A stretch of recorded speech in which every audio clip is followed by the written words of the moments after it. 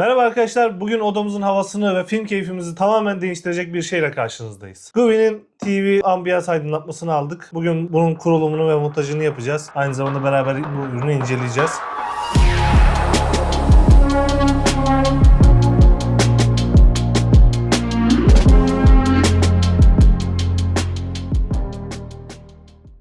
Evimize çok yakışacağını düşünüyorum. Arkamızdaki televizyon için düşünüyoruz bu arada.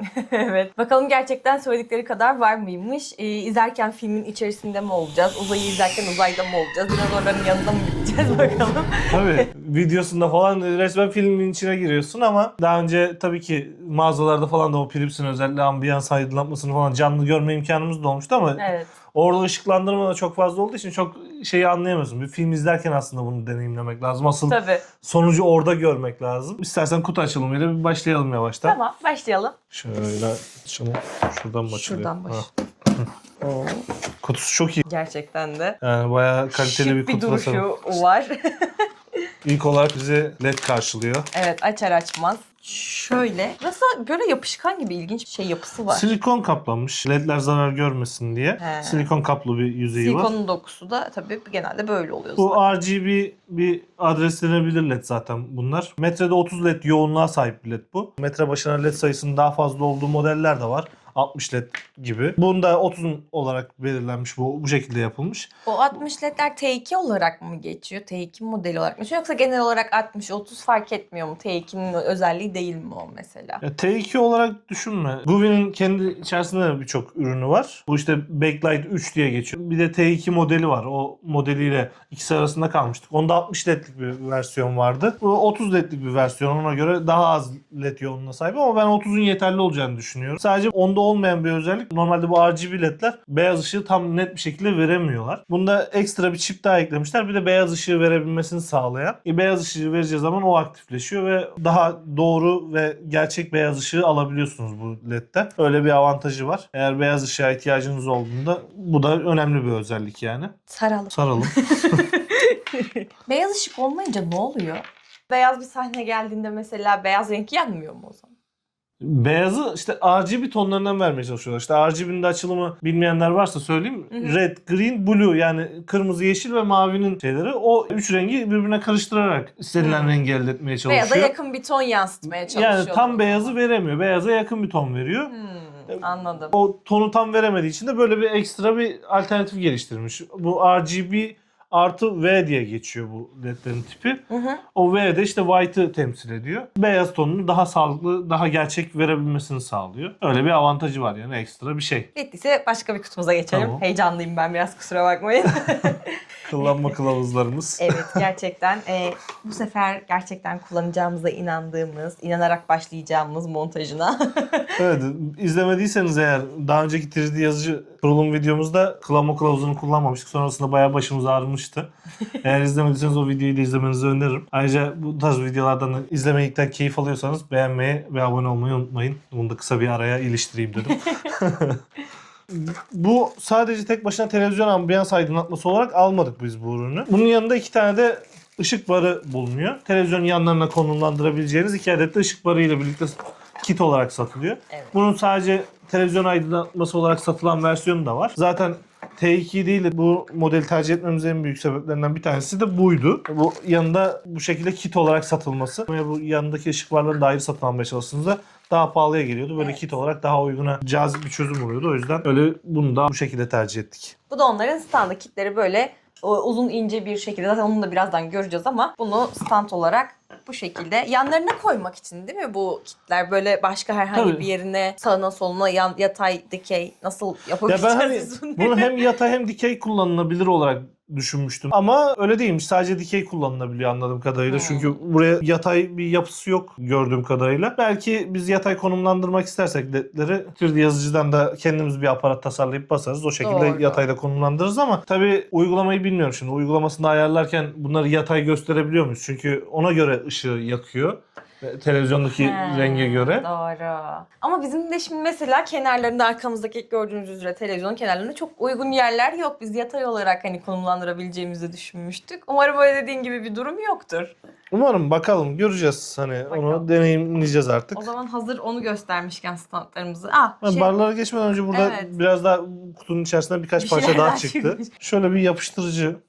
Alkol petleri çıkmış. Bu televizyonun arkasını ledleri önce yapıştırmadan temizliğe önce. aynen yapıştırmadan önce temizlemek için herhalde. Bilmiyorum bu 2 tane mendil yeterli kalır mı? İzopropil alkol falan da var. Belki onunla da ekstra takviye yaparız. Bir kontrolcüsü çıktı. Bu ışıkların hepsi ve birazdan da işte kutudan çıkacak olan kamera buna bağlanıyor. Bunun üzerinden hepsi birbirleriyle konuşuyorlar. Bu ledler şu şekilde televizyondaki görüntüyü bir kamera vasıtasıyla alıyor. O şekilde bu ledleri aydınlatıyor. Bu kontrolcü de onu sağlıyor zaten. Televizyondan o kameradan görüntüyü alıp sonrasında ledleri aktarmasını sağlayan bir kontrolcü. Yani içinde işlemci gibi bir şey mi var bunun? Tabii işlemcisi var. Hı. O işlemci de görüntüyü işliyor Hı hı. ve ondan sonra ledleri aktarıyor. Tamam. Muhtemelen bunlar Yapış. ledleri yapıştırmak için, Koymak televizyon için. arkasına montajını yapmak için ufak aparatlar. Yapıştırma Ufak ufak bir aparatları. sürü aparat Evet. var burada. Işık barlarımız geldi. Evet. İyi, kabloları uzun duruyor. Bunlar birbirine mi bağlı? Aynı kablo üzerinden gidiyor galiba anladığım kadarıyla. Bir tane sadece Type-C girişi var. Bu şekilde. Standın da altında kaymasın diye silikonları falan var. Stand da çok kaliteli bir şey yapmış. Ya genel olarak malzeme kalitesini ben de çok beğendim zaten. Bu kitin muhtemelen en can alıcı noktası, en önemli noktası. Tabii ki adaptör. Adaptörsüz çalışıyor. Adaptörsüz olarak bu kitin çalışma ihtimali yok. Tabii. Ama ne kadar can aldı ben bilemedim şu an. Net için can alıcı bir durum sonuç olarak. Ben öyle bizi kastetmedim. Hatta can verici bir durum bile olabilir onun Yani için. evet. 12 volta 4 amper 48 wattlı çok güçlü bir adaptörmüş. Hı hı. Neyse sonra daha can alıcı olan bir şey. Bunlar da muhtemelen kalibrasyon petleri. Evet.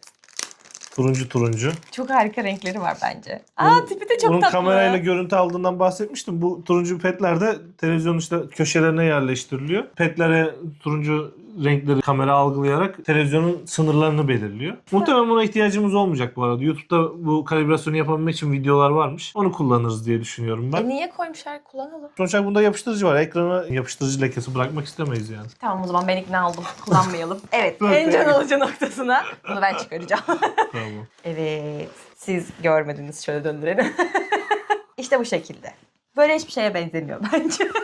Hani nasıl bir kamera bu mesela? Yani evet buradan bakınca hiç aşina olduğumuz kameralara benzemiyor. Televizyon genelde üstüne konumlandırılıyor bu kamera. Şöyle şurasında kamerası var zaten şu tarafta. Bu balık gözü bir kamera. Balık gözü mü? Balık gözü diyorlar bu kameraya. Yani kısa video shortslar falan izlemişsinizdir. Motorcuların mesela 360 derece kameralarda falan böyle bir görüntü bozuluyor kenarlara doğru. Şey gibi bu. Hani ev bakarız ya sitelerde evler daha geniş görünsün diye şöyle bir. Evet.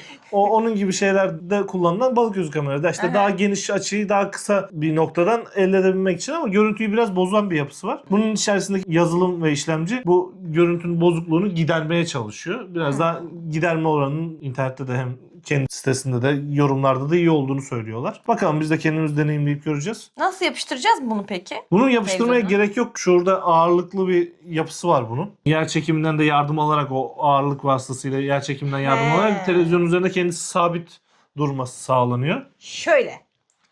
Belki televizyon üstünde hoşumuza gitmezse altına konumlandıranları da gördüm. Yani televizyonun alt TV ünitesine konumlandı. Mümkün değil. Şöyle kapattığında belki bilmiyorum. Belki ya da şöyle.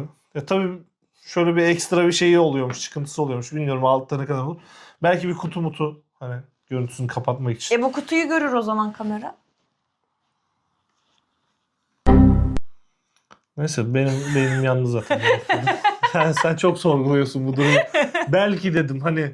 Bence hani kutuyla görenler de varmış ya bazı ledlerde böyle kutuyla görenler varmış. He. Onlardan yapmışlardır belki de altından. Yok benim izlediklerim kameralı versiyonlardı da Tamam. bunların kamera kullanmayıp kutu kullananları da var. İşte senkronize box diyorlar. Harici bir kaynaktan görüntüyü alması gerekiyor. Uydu cihazından veya işte bir TV stickler falan oluyor. Önce o senkronize box'a bağlaman gerekiyor. Oradan görüntü televizyona ve LED'e gidiyor. Ki televizyon kendi uygulamasını kullanamıyorsun. Akıllı TV'sini kullanamıyorsun. Netflix falan onları algılayıp engelliyormuş duyduğum kadarıyla.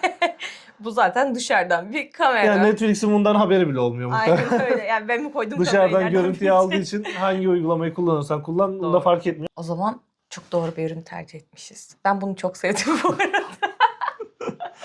Harika. Gerçekten. Bakalım bunun da televizyon üzerinde bir kamera çıkıntısı biraz rahatsız edici olabilir belki ama emin değilim. Tamam, ilk başlarda yine bir şey yaparız, garipseriz ama alışırız diye düşünüyorum. Bakalım. Göreceğiz. Gördüğünüz gibi kurulumunu, montajını tamamladık. Şimdi size biraz montaj sürecinde neler yaşadık, kurulum sürecinde neler yaptık onlardan bahsedelim. Bu sefer kullanım kılavuzunu güzelce Evet. okuduk.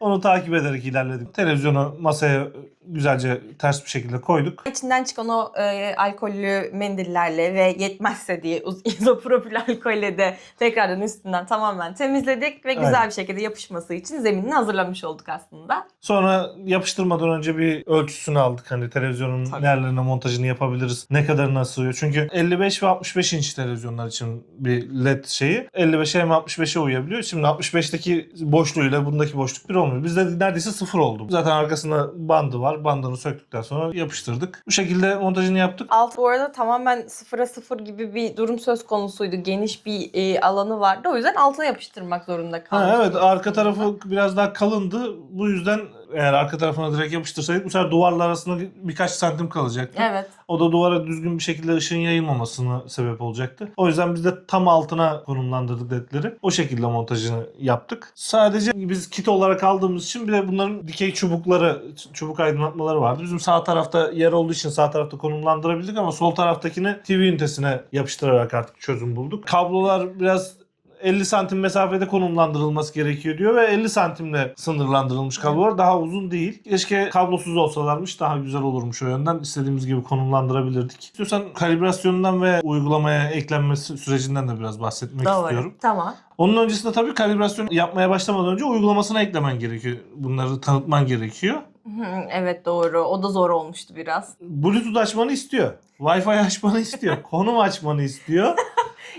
Bu kadar şeye niye ihtiyacı var bilmiyorum. Özellikle konuma niye ihtiyacı var bilmiyorum. Ben konumu açmamışım. Sonradan fark ettim konum kapalıymış. Konumu da açtım. Ondan sonra buldu. Bir de üstüne Home Assistant'a da ekleyemedim zaten. Evet, Orada maalesef. da uğraştım biraz ama ona eklemeyi başaramadım ama uygulamaya eğer Bluetooth'u, Wi-Fi ve konumu hepsini bir arada açtığın zaman kolayca buluyor ve ekliyor. Ama konumu açmayı unutmayın yani. Özellikle konumla alaka bilmiyorum gerçekten. Ben de anlamadım orasını ama siz anlarsanız bunun varlığının sebebini yorumlarda bize belirtin. Biz de aydınlanalım. Evi ambiyansla aydınlattık ancak bu konuda kendimizi aydınlatamadık. Kalibrasyon aşamasında o köpüklere ihtiyaç yok gibi düşünmüştüm ama ihtiyaç oldu. YouTube'dan videosunu buldum. Birazcık da akşam olmasının sebebiyle herhalde televizyon kenarları belli olmuyor. Daha sonraki gün gündüz ben tekrardan kalibrasyon yapmaya çalıştım. Kenarlarını tam hizalayamıyorsun. Kalibrasyonunu yapamıyorsun. Biraz kenarlara çok yakın olduğu zaman o kenarlardaki renkleri algılamaya çalışıyor. Daha az verimli oluyor, öyle diyeyim. 1 santim daha içerisine bırakarak kalibrasyonunu yapmak daha sağlıklı oluyor renkler açısından. Çünkü ben özellikle televizyonun alt kısmındaki kalibrasyonu çok düzgün yapamamışım ilk gün. TV ünitesinin rengini alıp şey yapıyor. Hani alt tarafı sürekli böyle kırmızı, kahverengi tonlarında falan yakmaya çalışıyordu. O yüzden birazcık güvenli alan bırakıp kalibrasyonu yapmak daha sağlıklı olacaktır diye düşünüyorum. Bu arada sadece televizyon renklerine göre yanması gerekmiyor ışıkların. Hem müziğe göre ayarlanabiliyor. Hem kendiniz başka renkler uygulama üzerinden belirleyip yakabiliyorsunuz. Hepsinin ayarı zaten var ve basit, güzel bir uygulaması var. O şekilde yapabiliyorsunuz. Son olarak da bundan bahsedeyim dedim. Tabi burada biraz parlaklığı düşük gözüküyor bu arada. Karanlık yapıldığı zaman bu ışıklardan dolayı şu an biraz daha zayıf gözüküyor aydınlatma. Ama film sırasında daha iyi bir deneyim sunuyor o açıdan. Işığı yeterli kalıyor. Belki biraz böyle ambiyans aydınlatması olarak bir tık daha güçlü olmasını ben isterdim açıkçası. Bu da kötü değil. Güzel.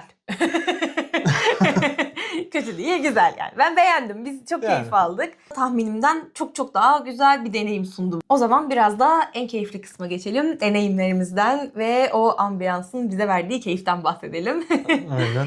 Ya beklediğimden iyiydi. Ben hani bu kadar etkili olmasını beklemiyordum. Hani videosunda falan içeri alıyor ama tabii ki öyle bir efekt gerçekçi olmazdı. Ama ben bu kadar iyi olabileceğini de düşünmemiştim. Önce bir kendi test videoları var etrafında böyle renkler dönen. Evet ve müthiş. Sadece test videolarıyla bile kendinizi Kendinizi çok iyi ve çok keyifli bir salonda hissedebiliyorsunuz. Oturmalısınız. Nerede açtıysanız artık, nereye koyduysanız bu ledleri.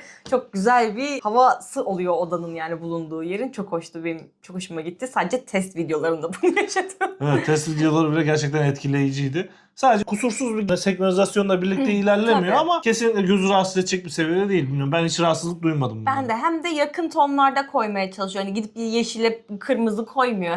Hani o aralıkta bir renk vermeye çalışıyor. Gecikmesi rahatsız etmiyor. Çok daha farklı bir ya sinema bile değil, hani çok başka, sinemadan da başka bir aslında deneyimdi bu benim için. Biraz ekran büyüyormuş gibi oluyor da bir yandan. Aslında sinema havası da veriyor. Tüm duvarda böyle evin içine o ambiyans ışıkları yayıyor olması çok hoş. Sonra Marvel filmlerinin sahnelerini falan açtık. Özellikle o Thor'un şimşekleri çakışı resmen duvarda komple o şimşekler çakıyordu falan. Şu sahnesi çok iyiydi. Thor'un bir sahnesi var, belki izlemişsinizdir. Çekicini yukarıya kaldırdığında o gökyüzünden alıp şimşeği yere fırlattığı bir sahne. Gerçekten de önce tavanda o şimşeğin aydınlanmasını gördüm. Sonrasında da komple yerde ve o geçişi hissediyorsun. Gerçekten çok güzel ve keyifliydi o sahne benim için. Evet, o sahneler özellikle çok güzeldi. Ama tam böyle bir de filmle bir deneyelim dedik bunu. Onun için de Avatar'ı seçtik. Avatar'ın görsel efektlerden oluşan bir film zaten komple. Çok uygun olabileceğini düşündük. Renkli Aynen. bir film zaten. En son çıkan Avatar filmini izlediniz mi bilmiyorum ama orada işte kül kılanı falan var. Onlar biraz ateşli oynamayı da seviyor. Evet. O kırmızılar, işte